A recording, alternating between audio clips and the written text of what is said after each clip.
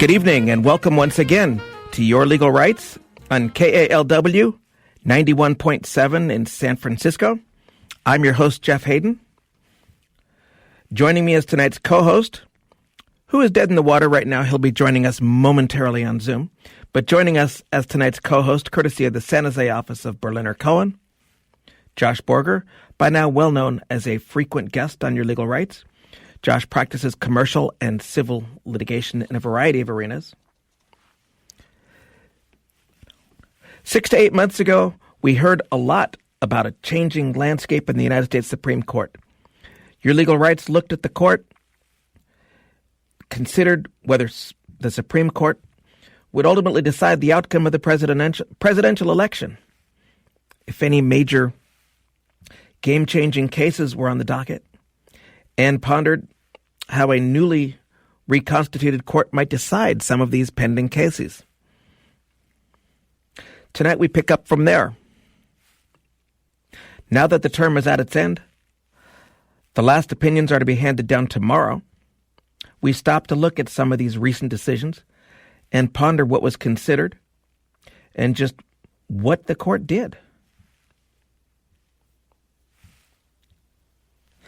How did a new court with Justice Barrett differ from the court as it looked at the start of the term?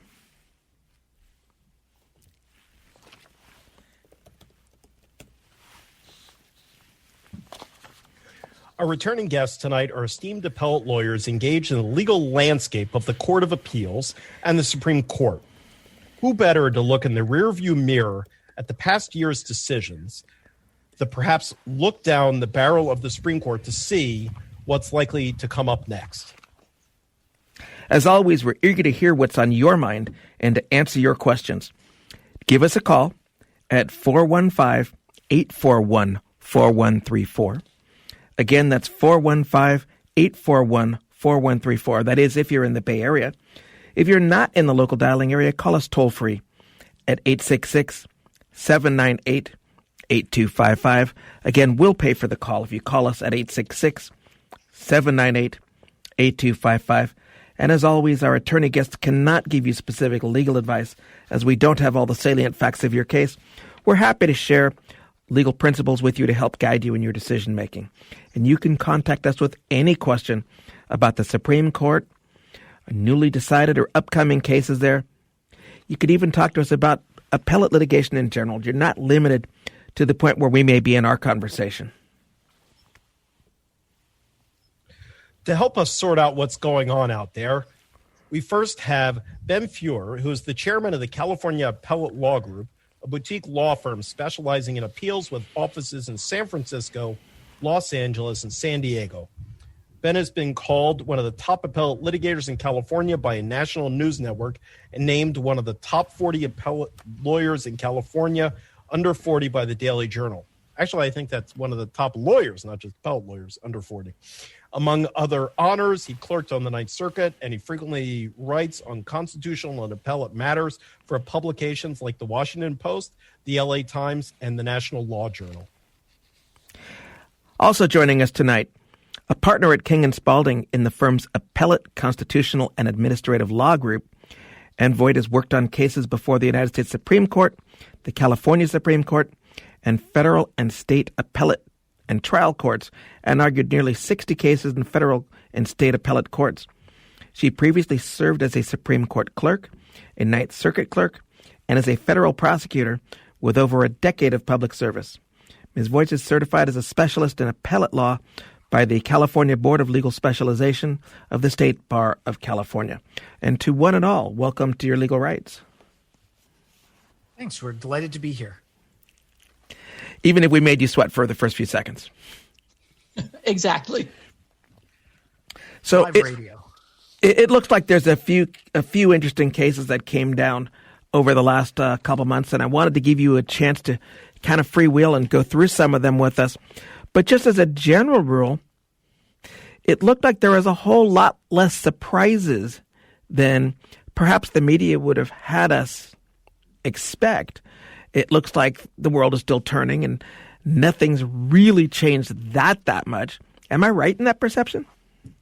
Yeah, I mean, this was a wild term in some ways, at least based on kind of what people thought might be coming. This term really began with the nomination and confirmation of Amy Coney Barrett to replace Ruth Bader Ginsburg not all that long ago, less than a year ago. And, you know, it's really pretty amazing to kind of think about how far we've come in that one short year. So, you know, one of the big questions I think people were wondering was, you know, will this be a term where the Supreme Court is going to decide the presidential election?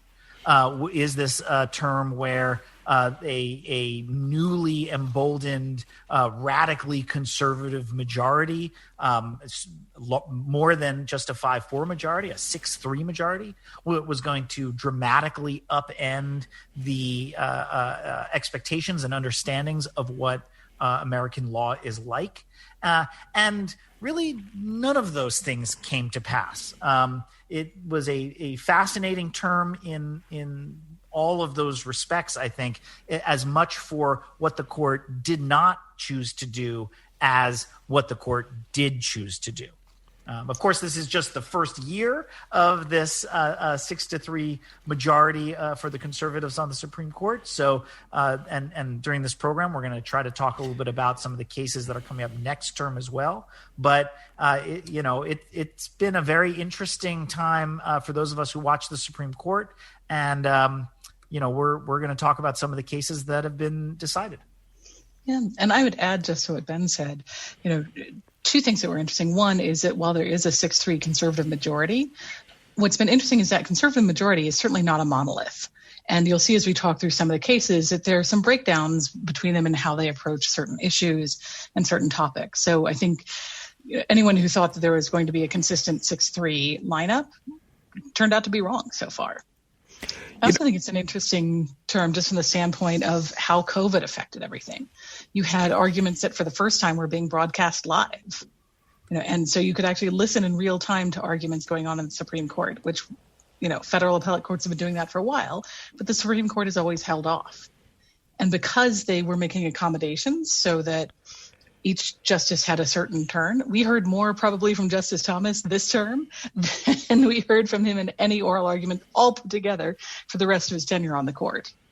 And, the COVID cases, which there were a few COVID cases, I mean, since we sort of started talking about the effect of COVID, were one of the examples where you really did see, even though the Supreme Court perhaps didn't shift as far to the right as some commentators expected at the beginning of the term, where you really did see a big difference between what the court was like when Ruth Bader Ginsburg was on the court, and it was a 5-4 conservative majority with John Roberts kind of as the swing vote. And now when Ruth Bader Ginsburg is no longer on the court, Justice Barrett is on the court, and John Roberts is no longer in the kind of swing vote position. Many folks think Justice Brett Kavanaugh, also a relatively controversial recent Trump appointee, is now kind of the center swing justice on the court. So, the COVID cases are a really good example of kind of what's going on in the court's dynamic. When at the beginning of the term, when Justice Ginsburg was still alive, there were a number of challenges to state laws that shut down or limited the ability of churches to hold services out of the state government's determinations about the risks due to COVID. Once Justice Barrett came on the court and the pandemic kind of continued on, you started seeing the Supreme Court issue decisions that rejected some of those state determinations about when churches should be limited in their attendance or otherwise shut down. In some of the cases, the court seemed to be saying, look, you have to treat churches the same way that you treat other businesses. You can't say grocery stores can be open, but churches can't be open. And in some cases, the court seemed to be suggesting that they thought, maybe churches needed to be treated even more deferentially than other types of businesses. One of the big shifts that we'll talk about that is very clear from the change in makeup of the court is the level to which this court feels strongly about the importance of religion and importance of kind of religious liberties and the liberties of churches and other religious organizations to kind of present their viewpoints and live their viewpoints, act in a way that protects their particular religious viewpoints. But I think the first case that we thought that we should talk about is one that pretty much all of your listeners, Jeff and Josh, probably are well familiar with. And this is one of the challenges, now the third challenge in the Supreme Court to the Affordable Care Act, also known as Obamacare. These challenges have been going on basically since the law was passed in 2010. And the reason that these keep coming up in court is because Republicans can't get the 60 votes they need to eliminate the law the way laws should generally be eliminated, which is by statute. And this is also the third time a challenge has failed. I actually think this may be the last time the Supreme Court considers the constitutionality of the Affordable Care Act, in part because the law at this point has been around for more than 10 years and is very successful. It's a popular law. Some people would say it's been vital in the age of COVID. It's also a very successful political issue for Democrats.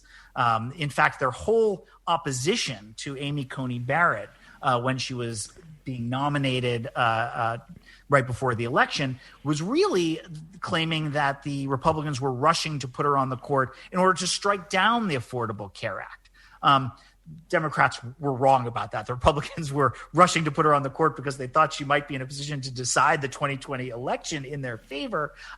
But in reality, it turned out she didn't do that either. Both Democrats and Republicans were wrong. She neither ruled for Republicans in their lawsuits on the election, nor did she rule for them in their lawsuits against the Affordable Care Act. Instead, I was going to say, before we move on or do anything else, there's two things that this brings up, and I wanted to give you each a chance to chat about it. One of them is, I don't know if our listeners would necessarily be familiar with this, but it's kind of an unusual posture in that they weren't suing the government of the U.S. They weren't suing the Affordable Care Act.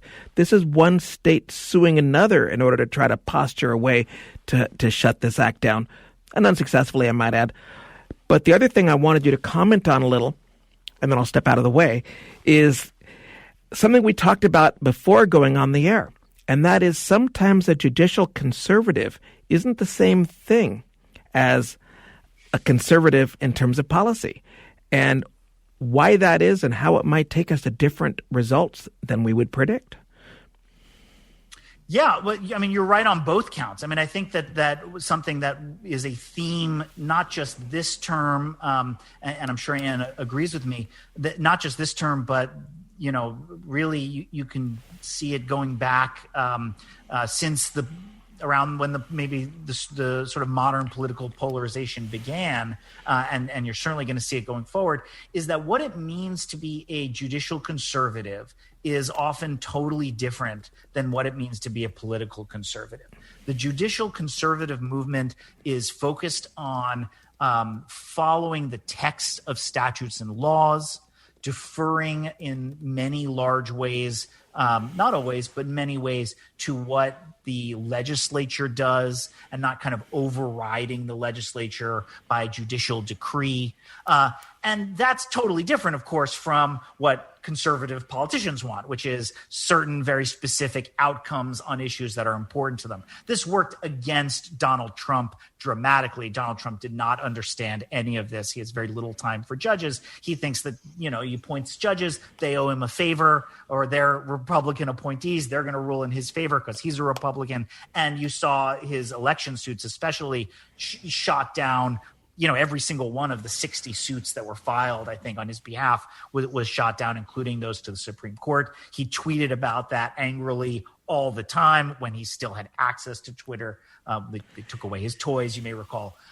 And so but this is absolutely the case, and something that you see in a lot of areas of law where conservatives on the courts will rule in ways that seem to lead to outcomes that are what liberals want. Not always, obviously, in fact, not often, but certainly sometimes. And this is one of those cases where, you're absolutely right. You mentioned the unusual posture of this case. It was brought by Texas. Texas sued California. Each of those states had a number of other states kind of joining with them. And the Supreme Court, that ultimately ended up being kind of the death knell for the lawsuit, because the way the Supreme Court decided this case, 7-2, so much more than kind of just the liberals, on board, or just one conservative appointee. 7-2, the court said, look, you have to show, if you're going to bring a lawsuit, you have to show that you're injured. And you, Texas, can't show that you were injured by your citizens getting access to insurance. You didn't have to do anything that, bad. You weren't harmed in any way.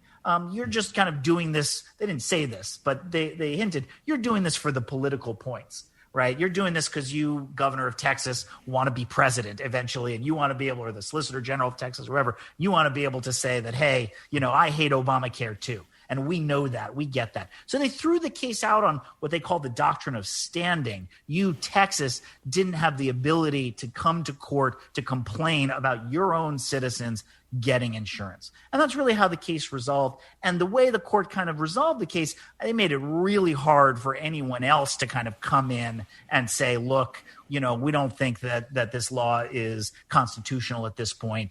So that's why I think probably the end of the litigation over Obamacare. And I would agree with Ben. I mean, I think it's interesting. Hopefully we'll get to two criminal cases where I think you'll see results that, where conservatives sided with criminal defendants in a way that one might not have otherwise anticipated because of a general concern about either governmental overreach in one case, and in another case with a real concern for the sanctity of the home when it comes to Fourth Amendment issues. We'll get there a little later on in the program, but I am, as a criminal defense attorney, that's something I've been watching for a long time. And it seems that while there isn't much left of the Fourth Amendment in a lot of arenas, our best friends tend to be conservative judges and justices who read it in its plain language and say, this doesn't mean when it's convenient. It doesn't mean when we don't really need that information. It's pretty direct. Well, I think what you're saying really gets to kind of the heart of the different kinds of conservatives that are out there, because there are some conservatives, again, in the legal conservatives or legal conservative positions that favor kind of the government, and especially when it comes to criminal law, you commit a crime or you do something wrong, we're going to find a way to make sure you go to jail because that's where you belong. And other kind of legal conservatives who are very skeptical of government authority. And that extends not just to kind of regulations about, the environment, for example, but also to criminal law and what the government is doing in criminal law. So you really get that divide. And you can see that in whenever we talk about the criminal cases, you can see that in the Supreme Court, where there are some Supreme Court justices who say, lock them up and throw away the key. And some Supreme Court justices who say, hey, wait a minute, have all of the procedural safeguards been met? Are we kind of defending the individual against the overreach of the government in the way that we think should be? Well, we've been talking about some of the issues that have divided people. Maybe we can talk about one of the cases where we had a pretty much unanimous lineup, which is a case of Illinois School District versus BL. Let's start, before we talk about what the Supreme Court actually decided, let's talk about the important question they didn't answer, which is what kind of friends take their friend's Snapchat story and then share it with everybody else? That's the real question here. But the question that the Supreme Court did have to decide was the school decision to suspend a cheerleader named Brandy Levy from the cheerleading team for a year based on posts she made to Snapchat outside of school hours and off campus. Did that violate the First Amendment? And they concluded that it did. Brandy Levy hadn't made the varsity cheerleading squad, and she posted on her Snapchat story about it, expressing some frustration. And somebody took pictures of it, shared it with teachers and other coaches and other members of the squad, and the school suspended her. And the Supreme Court said, look, you can't do that. Public schools may have a special interest in regulating some off-campus student speech. They weren't willing to create a sort of clear line of on-campus versus off, but the special interests that the school offered here just weren't good enough. And this turned in part on a case called Tinker versus Des Moines, which said, look, there are real reasons for schools to have a special interest in regulating on-campus speech if it materially disrupts work or if it involves substantial disorder or invasion of the rights of others. But they said the First Amendment doesn't entirely vanish either when you're on campus, and it particularly doesn't when you're off. And they said, look, when we're thinking about off-campus speech, there's sort of three things that distinguish it from what happens on. First, when you have students on campus, you think about the school kind of stepping into the shoes of parents. And that's rarely true, the court said, when you've got action that takes place off campus. And they said, look, if schools can also regulate what happens off campus as well as on, you're talking about basically 24 hours a day regulation of student speech. And that would seem to warrant, particular scrutiny under the First Amendment. And then third, they said, look, there's an interest that schools have, whether they agree with it or not, in protecting unpopular speech, including the speech of somebody who's frustrated because they didn't make the varsity team as opposed to junior varsity. They said public schools are supposed to be the incubators of democracy, and that means that sometimes you have to hear speech that you don't like or that seems unpleasant. And they said here, the stuff that she said is entitled to First Amendment protection. The circumstances, in this case, they sort of diminished the school's interest in regulation. It's outside of school. It was to a private circle of Snapchat friends. She didn't identify the school. She didn't target particular classmates. And the schools had said, well, look, we have an interest in teaching good manners. And they said, come on now. This is outside of school on her own time. Everybody's got to be able to blow off steam at some point and have that be protected. And then they said, look, and the disruption that the school claimed was that they had to spend 5 to 10 minutes in an algebra class calming people down, and that a couple of cheerleaders were upset. That is not what we mean when we're talking about substantial disruption, particularly for off-campus. And they said there was no evidence of any sort of substantial interference, even with the school cheerleading team.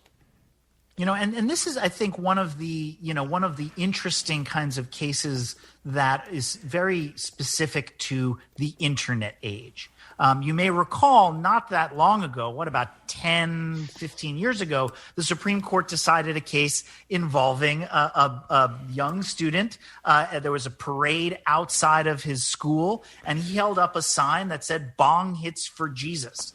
Whatever that means, and the Supreme Court that case, he was punished for that, for holding up that sign. And in that case, the Supreme Court said, that's okay for the school to punish that guy. Here we had an event. It was right outside of the school. It was related to school activities. It got a lot of kids on, to get really hyped up who saw that and thought it was really funny. We're going to allow the school to punish that guy.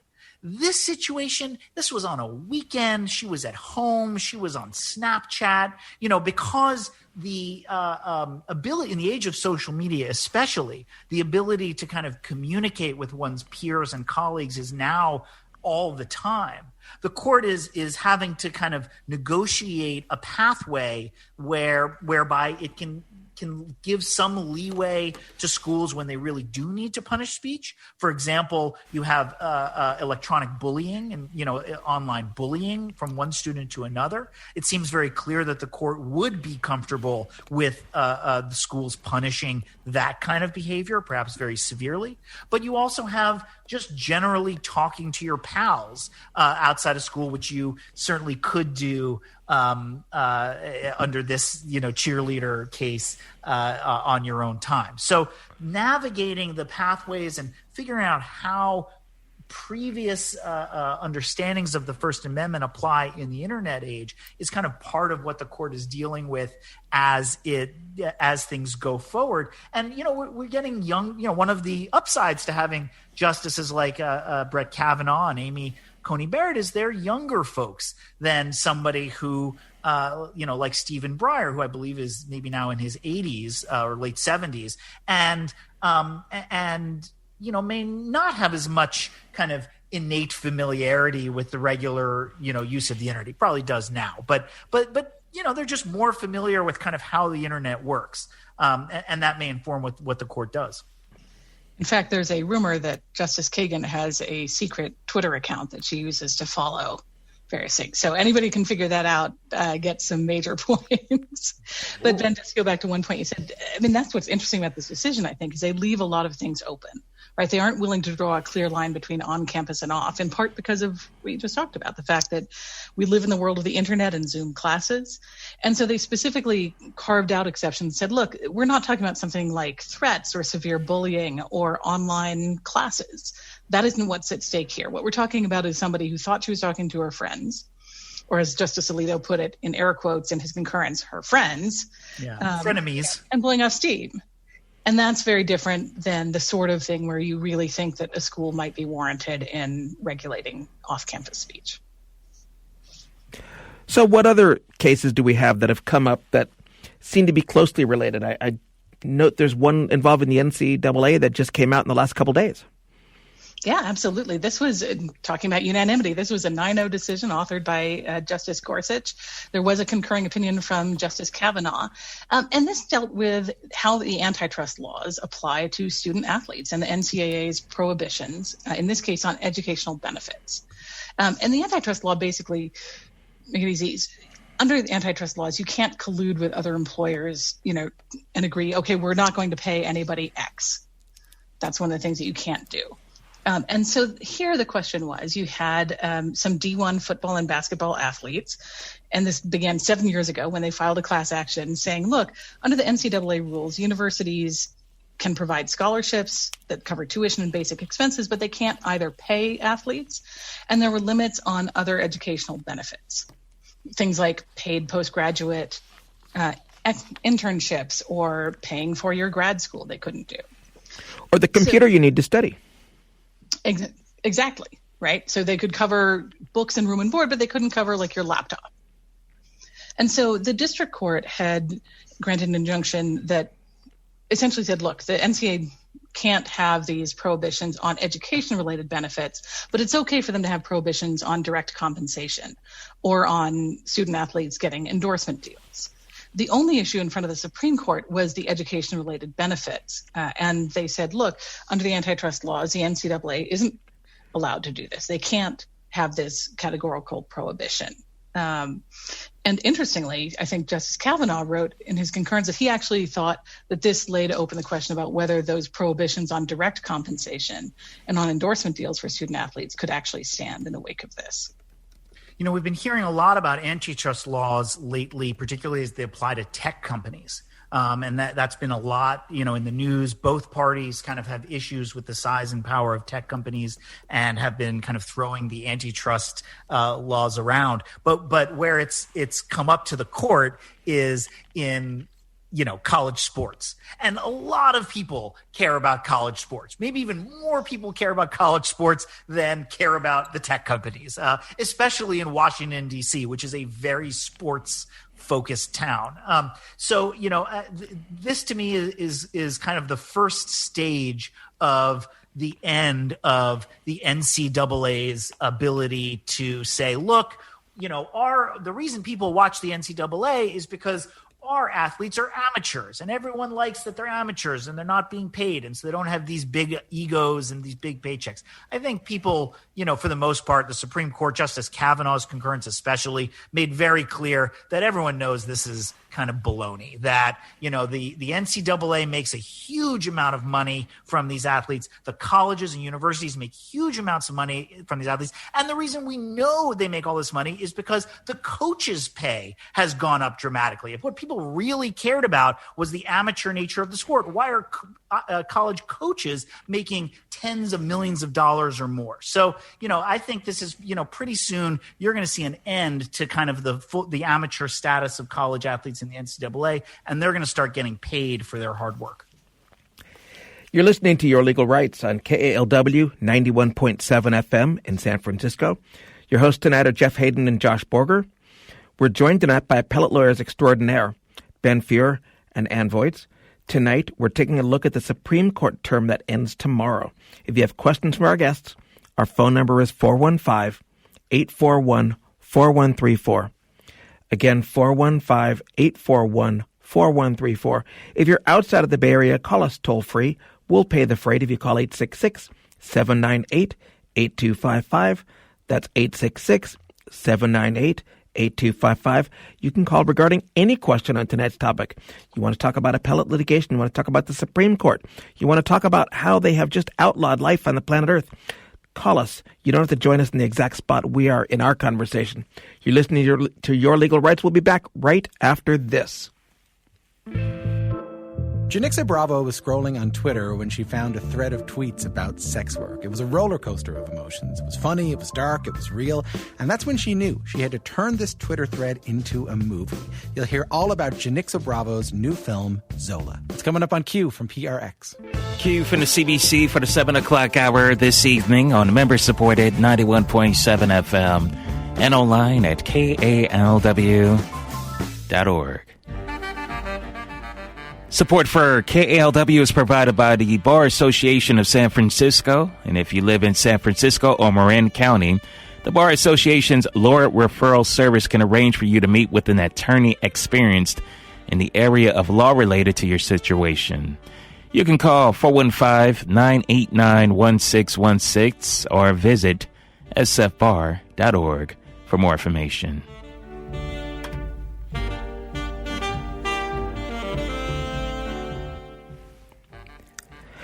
So we've noticed that there seems to be a common thread amongst these cases. It looks like our athletes are now free to perhaps make some money on the side or have their educational benefits undaunted. What things have come down that might affect theirs or others' ability to practice their religion?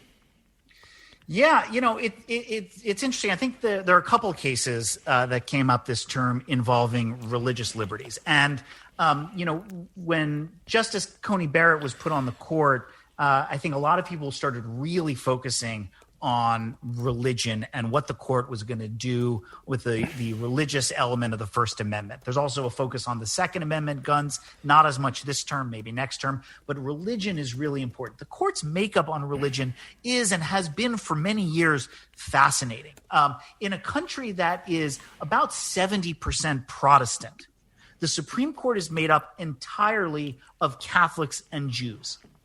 And in fact, the 3 liberals on the court are Jewish, and the 6 Catholics on the court are conservative. Well, I believe, or maybe Justice Sotomayor is a Catholic as well. So you've got one liberal Catholic, and then 2 liberal Jewish justices, and then everyone else is a Catholic. So that's a fascinating breakdown, and historians will spend a lot of time kind of thinking about kind of why that may be. But one thing that we have seen is a steady progression of folks who are more and more religious. Justice Barrett, coming on the court, is an extremely religious Catholic. She was involved with a strict and secretive organization called People of Praise at one point, in fact, living in the founder's home at one point. And there was this expectation that is turning out to be true, that she's going to be especially sympathetic towards religion. So we talked about kind of the COVID cases a little bit earlier. The first big test of the religious issues other than the pandemic came up in a case this term called Fulton against City of Philadelphia. And what makes this case also somewhat interesting is it also involves the rights of gays and lesbians. And so this is a case involving foster care. Philadelphia has a foster care system that works where the city works with private foster care agencies. They contract with something more than 20 private organizations that place children in need of foster care with different foster parents. One of these organizations is a Catholic-affiliated organization, and it opposes, as part of its religious views, homosexuality and same-sex marriage. In 2018, the Philadelphia City Council ordered the city to stop contracting with any organizations in any area that have a discriminatory practice, whether or not that discrimination is part of their religion. And as a result, the city terminated its contract with this Catholic foster care agency. It did that even though the issue had never come up. There had never been a same-sex couple that had sought through this organization to be foster parents. And if they had, the organization kind of just had this policy that it would simply refer them to one of the other 24 or so organizations that place foster kids in the city. So the organization sued. They said, hey, you're discriminating against us on the basis of our religion. You're canceling this contract simply because we're trying to run our charitable organization in accordance with our genuinely held religious beliefs that teach against that homosexuality and same-sex parenting is wrong. The city said, no, we're not discriminating against you. This is just a neutral regulation that applies to all organizations that contract with the city. None of them can be discriminatory. We don't care what your religion is. You can run your organization privately if you want. You don't have to contract with the city. The lower courts agreed with the city, and they said, look, under existing Supreme Court precedent, a neutral regulation that applies to everyone doesn't violate anyone's religious liberty. Went up to the Supreme Court, and the court took a middle road, you could say, but basically it found in favor of the Catholic group. It reversed. It said that in a pretty straightforward 10-page opinion, unanimous, it said, look, Philadelphia, you've got to respect a group that has a genuinely held religious belief, if it's really genuine and really held that way, and you have this ability to create exemptions to your policy against contracting with groups that discriminate, and you really should have given this group an exemption, and no parent or child would be denied placement with a foster family as a result, and so you really created this issue when you didn't have to. Three of the more conservative justices, the most conservative justices, Alito, Thomas, and Gorsuch, issued an 80-page opinion that said, yes, we agree with the result. The city should have created an exemption for this group, but we should go the court should go further, and it should really carve out a big exception for religious organizations that have to deal with some of these same-sex rights issues. In fact, Justice Alito said that really what this is about is the Philadelphia officials have a problem with groups that believe in the quote-unquote old way of marriage. That didn't get a lot of traction on the court. Most notably, Justice Barrett did not join that opinion. Neither did Justice Kavanaugh or Justice Roberts. All three of them are Catholics. So what does this mean in the future? We'll have to see. It seems the court is really not disposed to forcing private organizations that are religiously affiliated to violate their genuinely held beliefs about same-sex marriages and relationships. But it's also not prepared to upend the general application of most non-discrimination laws that apply, especially to less controversial issues. Because you could imagine a religious group coming up next and saying, look, we need to discriminate on the basis of race because we don't believe in interracial marriages and their ability to raise children, or that we don't our religion says something about women have to be in a subservient role in their marriages, and if we're not going to place a kid with a couple unless the woman states that she's going to be in a subservient role to the man, and so the court really wasn't ready to go so far and to carve out this kind of big exception, but there are some members of the court who might. That I think is a really interesting religious case for this court, because people really didn't know what to expect with some new, very religious folks on the Supreme Court. There was another religious liberty case. There were two real big religious liberty cases this term. And this other religious liberty case got a little bit less attention, but I think it might end up being more important. This was a case that involved the question of whether or not, if the government violates your religious beliefs by placing a substantial burden on the exercise of your religion, can you sue the government official who did that for money damages? If I could interrupt for a second. Yeah, of course. What you're saying, I agree with, but I want to scale it down just a little bit for people that may not understand this, that are listening. It's long held doctrine that the state, that the federal governments, they have immunity based on being the sovereign. And the only time you can sue them or go after them for money or anything else is when they have created a path for you to do so. When they say you can sue us in this arena. So with that backdrop, I'd like you to continue with what you were saying, but I thought that was something that might make it a little more understandable for folks. Yeah, absolutely. That comes out of really the early days of American law, when the U.S. government was in many ways presumed to step into the place of the king. In England, at the common law, you couldn't sue the king if the king did something against you. He's the king, right? That's it. The king can do what he wants, and you're stuck with it. So the American government is also presumed at the baseline to be like the king, to have what they call sovereign immunity as the sovereign. But in a number of cases, a number of situations, we're in a democracy. People want to be able to sue their government. They can elect representatives that pass laws that allow that. One of those laws is the civil rights laws. You think of them most of the time coming up in relation to the police. When the police do something that violate your civil rights, you can sue the police and get some money, hopefully, perhaps.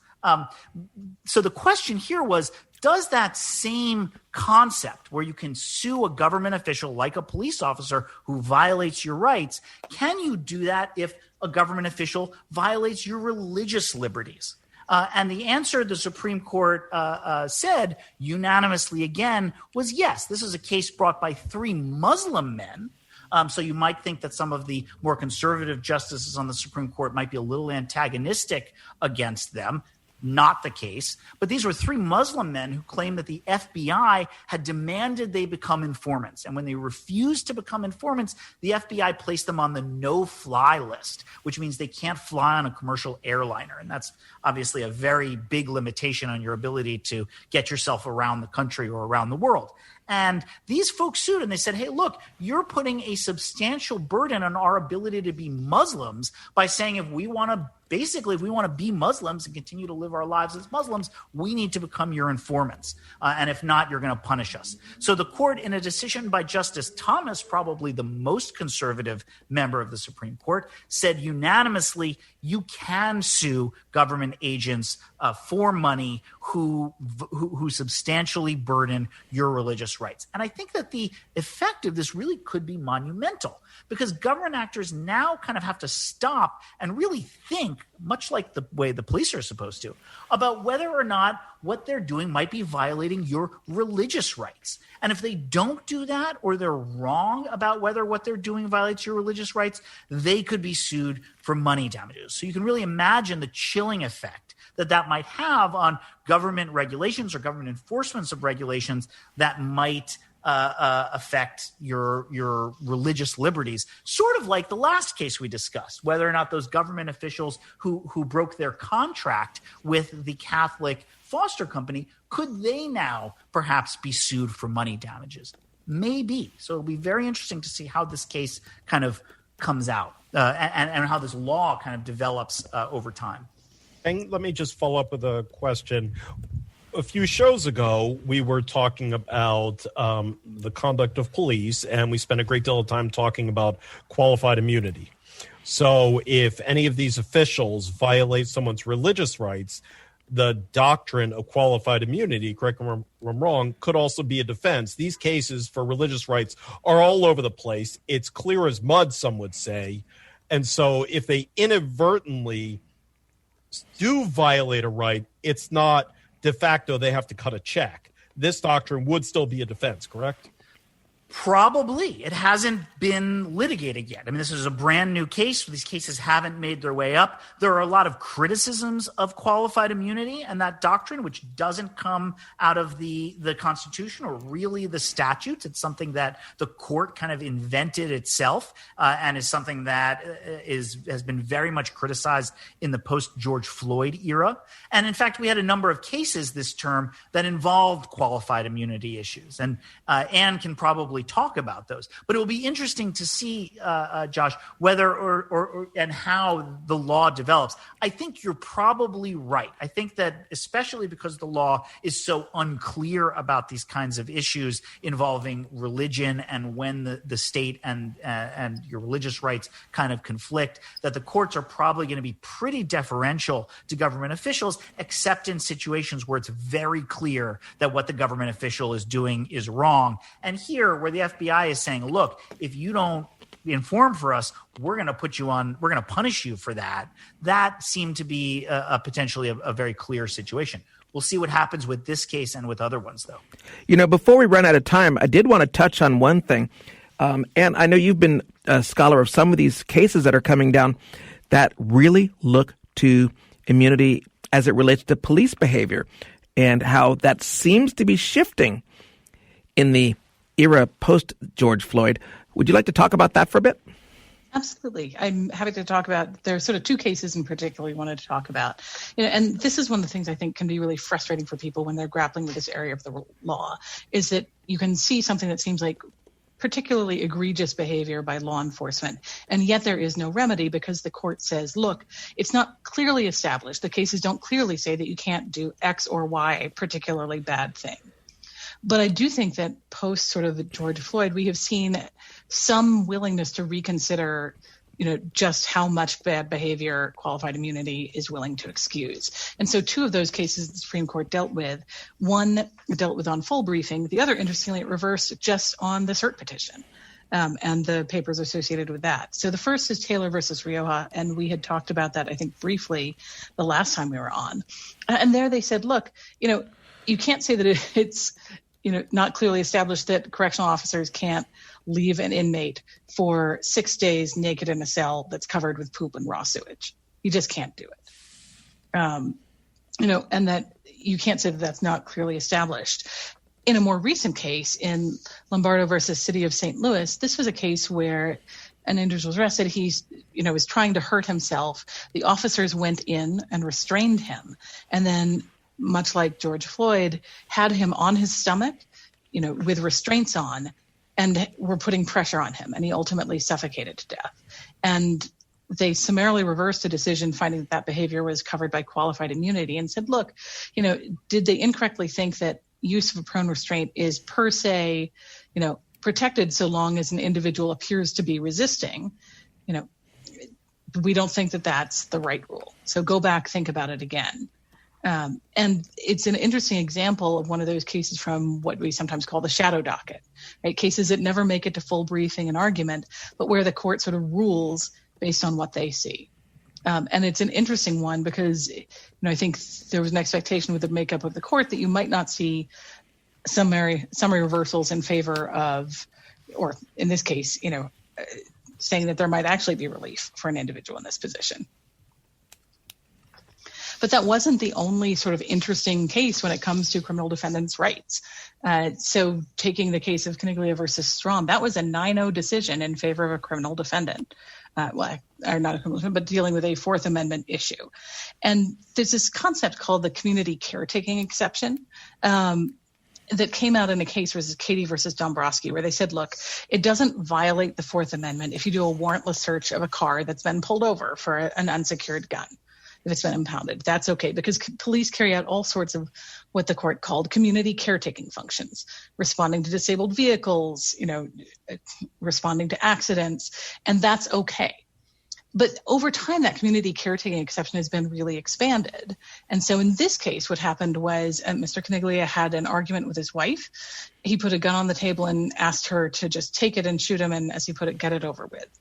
She left, spent the night elsewhere, and then when she couldn't reach him the next day, she asked the police to do a welfare check. And so the officers met him on the porch, and he agreed to go to the hospital for a psychiatric evaluation. But he said, look, but I'll do it on the condition that you guys don't take my guns. And after he left, they went into the house and took the guns. And this is what we referred to without earlier. a warrant, importantly. Without a warrant, yes. And this is where we talked about, the house gets particular protection under the Fourth Amendment, and particularly the conservatives have been very concerned with that. So while we're not advising anybody to commit a crime, if you are going to commit a crime, your house is probably the best place to do it. Because the court said, look, here, you can't use the community caretaking exception to justify a warrantless entry in these circumstances. There's a real difference between what we upheld in Katie versus Dombrowski, where we're talking about a car, as opposed to a home. And, just because there's some sort of interest behind this doesn't mean you have an open-ended license to perform community caretaking functions anywhere and everywhere. Yeah, I think that the cases that Ann just mentioned probably indicate that the court is at least thinking in the post-George Floyd era a little bit more skeptically about qualified immunity and immunity to police and the rights that individuals have against the police. I know we've got a relatively limited amount of time ahead, before the end of this hour. There are so many other cases we could have discussed, but we do want to make sure that we talk about some of the cases that are coming up for next term, because this term, even though we have all these interesting cases, this is one where the court was actually probably taking things a little bit easy. The year that a new justice comes on, the Supreme Court tends to take a little bit less controversial of a docket, let people get settled, especially since this year, they didn't know if they're going to be dealing with major election cases, major Trump cases. They just didn't know what was going to be happening when they were taking on these cases. So we want to talk about some of the cases next term, which are probably going to be really, really intense. One big one, it's called Dobbs against Jackson, Missouri Women's Health Organization. This is basically a direct challenge to Roe versus Wade and Planned Parenthood against Casey on abortion and whether or not a state can prevent abortion at 6 weeks, generally before many women even know that they're pregnant. There's another case called New York Rifle and Pistol against Corlett, which is the first Second Amendment case the Supreme Court is going to be dealing with since it determined in 2010 or so that you have a constitutional right to own and keep a handgun in your home. There's a case involving whether the Boston Marathon bomber is going to get the death penalty or not, whether he was given the death penalty, whether there was error in that. So the Boston Marathon bomber is going to come up. There's a case that's going to raise a question that's come up in recent years about whether or not when a governor changes in a state and therefore doesn't want to bring a certain lawsuit defending a state law. For example, like in California, we had, when the government refused to defend Proposition 8, banning same-sex marriage, whether the state attorney general has a right to step in and defend the law. Because that's now coming up more and more often. There's a case involving the Guantanamo Bay and CIA black sites from the War on Terror. There's a case involving whether a public body can censure its members for their speech, which is very relevant to San Francisco, where the city school board recently censured one of its members for saying things on Twitter that were against Asian Americans. Or whether that violates the First Amendment. So next term is going to be a real major term, I think.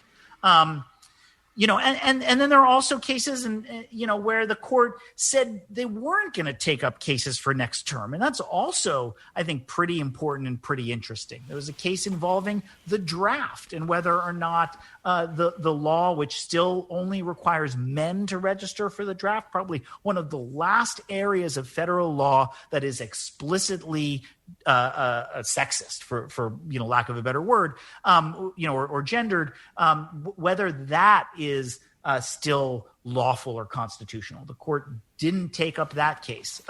There was a case about whether or not states can be required to allow transgender youths to use the bathroom of the gender that they identify with, or whether states can prohibit that.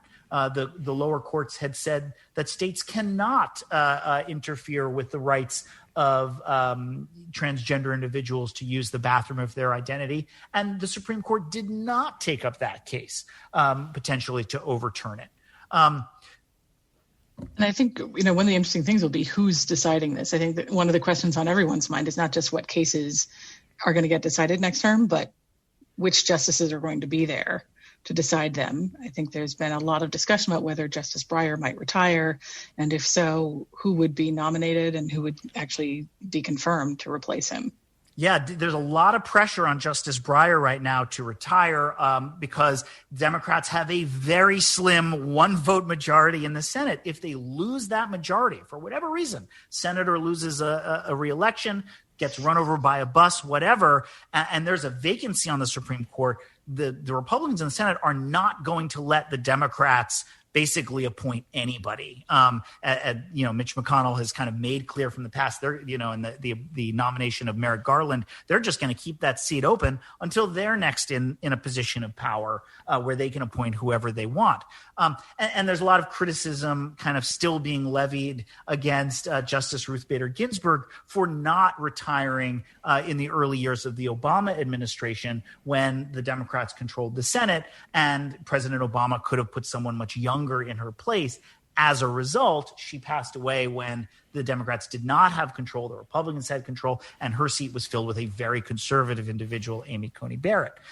So there's a lot of pressure on Justice Breyer, but he really has not given any indication that he is thinking about retiring. He's kind of been played it close to the vest, at least so far. Tomorrow is probably going to be the last day of the term. He may make an announcement after that. We'll find out. But, there has been no kind of leaking that he is seriously considering retiring. And in fact, there was a leak the other day from one of his friends that he's at the top of his game. Which may be an indicator that he really doesn't want to go anywhere and plans to be around for the next 10 years. We'll find out. If you look at the number of cases, they've diminished. There was a famous article called 100 Cases a Term, several decades ago. Now they average somewhere around 50, and I think this term is at a record low. So he may just feel like the court has slowed down and it's sort of a gentle pace that he can continue to maintain. We shall see. Perhaps when we're back here in October to talk about the new term. I think you'll be back before that, but I don't think we're going to have any new revelations in the next week. But I'd like to thank you both for coming back once again. I'd like to make this a regular feature where we take up at the beginning of the term those cases which the Supreme Court has agreed to take up and give a sense of what's to come. And at the end of the term, as we are tonight, discussing what's happened over the last year, last Supreme Court term, and exactly where that leaves us. Ann and I are happy to do it. Absolutely. Thanks so much for having us. You've been listening to Your Legal Rights on KALW 91.7 FM in San Francisco. We've been looking over the just completed term of the United States Supreme Court, or actually they're just about to be completed because we do still have tomorrow at which the Supreme Court will be handing down decisions. With us tonight from King & Spalding, Certified Appellate Law Specialist Ann Voigt, and Ben Fuhrer, Chairman of the California Appellate Law Group. Our show tonight has been produced by Josh Borger and yours truly. Please be sure to join Your Legal Rights again next week, Wednesday at 6 o'clock, where we will continue the discussion, take a look at some of the cases the United States Supreme Court declined to hear, and we will discuss today's decision on the Bill Cosby cases. Again, a big thanks to tonight's guests, Ben Fuhrer and Ann Voigt, and especially our thanks to all of you for joining us. For Josh Borger and at the controls, Damian D. Minor, I'm Jeff Hayden. Good night and stay safe.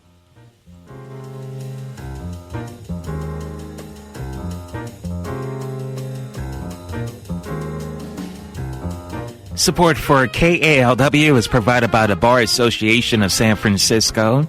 And if you live in San Francisco or Marin County, the Bar Association's Law Referral Service can arrange for you to meet with an attorney experienced in the area of law related to your situation. You can call 415-989-1616 or visit sfbar.org for more information. And thank you so much for listening and supporting Your Legal Rights.